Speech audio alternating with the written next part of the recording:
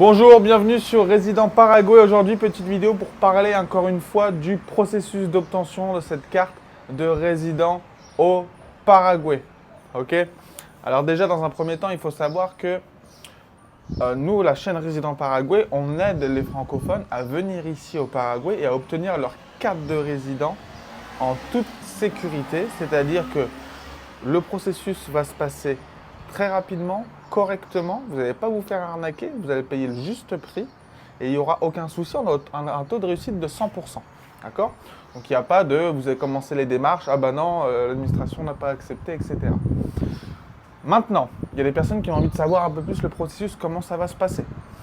Donc dans cette vidéo, je vais en parler. Imaginons que demain vous m'appelez, vous me dites Sébastien, c'est parti, je veux ma carte de résident au Paraguay. Qu'est-ce que je fais maintenant? On va commencer ensemble à faire la préparation des documents. C'est-à-dire qu'on va préparer les documents dont vous allez avoir besoin. Généralement, il y a 3 documents. Ça va être le certificat de naissance apostillé, le casier judiciaire apostillé et un passeport à jour. Si vous êtes marié, certificat de mariage apostillé. Ok? On va préparer ensemble les documents. Vous allez me les envoyer. On va les vérifier ici. On va être sûr qu'il n'y a aucun souci et que vous pouvez prendre l'avion. Vous prenez l'avion, vous arrivez au Paraguay, vous suivez la formation, vous savez que quand vous arrivez à l'aéroport, il faut aller à cette compagnie de taxi qui est sûre à 100%. Vous savez que le bureau de change, il est ici et pareil, qu'il n'y a aucun souci. Vous savez dans quel quartier aller, dans quel Airbnb aller. Tout ça est dans la formation. Et maintenant, vous voulez commencer le process. Très bien. Ça se passe le mardi et le jeudi. Les mardis et jeudis, quelqu'un va venir vous chercher chez vous, au Airbnb, à votre hôtel, vers 8h du matin. On va venir vous chercher. On ne va pas vous faire galérer à prendre les Uber, machin, tac. On vient vous chercher le matin. On vient vous chercher le matin à 8h, bim, direction l'immigration. Une fois qu'on arrive à l'immigration, on va commencer le processus. Vous allez donner les papiers qu'on a préparés au préalable. Vous allez signer d'autres papiers. Vous allez donner vos empreintes. Vous allez prendre des photos, etc., etc., avec le notaire. Ok? Vous faites ça avec le notaire. Ensuite, vous allez en face, dans le grand bureau de l'immigration. Vous ne faites pas la queue, vous inquiétez pas. Directement au guichet. Directement au guichet, vous re-signez des papiers. Ok? Vous re-signez des papiers. Ensuite, direction la police fédérale. Pourquoi faire? Encore une fois, empreinte, photo, papier.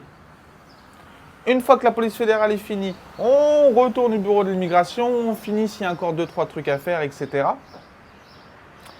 13h30, 14h, on vous redépose chez vous.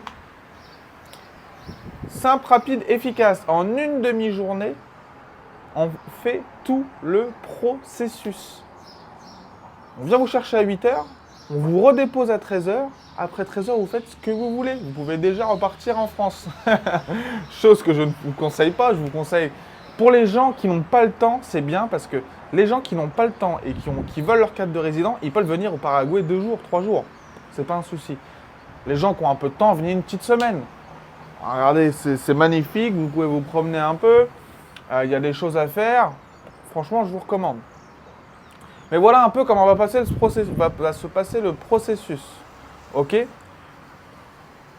Simple, rapide, efficace. Vous arrivez sur place, bureau de l'immigration, bim, vous payez le montant qu'il y a à payer et c'est tout. Vous n'avez pas besoin de vous préoccuper de quoi que ce soit. Vous êtes entre de bonnes mains. Il n'y a pas de souci.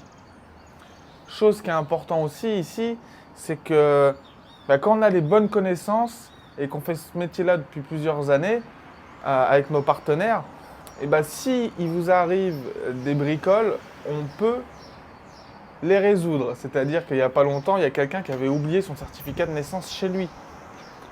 Et le plus important, c'était une Allemande.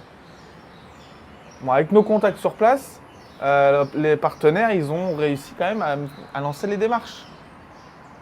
C'est ouf. Alors le faites pas, hein, n'oubliez pas un papier parce que ça va peut-être pas marcher à chaque coup.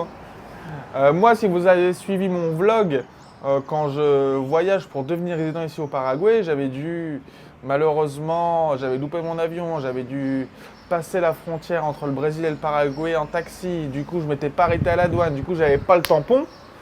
Du coup, je n'étais pas censé être dans le pays. Bah voilà, pareil, j'ai lâché un petit billet et puis ils m'ont mis un tampon sur le passeport, quoi. Pas de problème, que des solutions.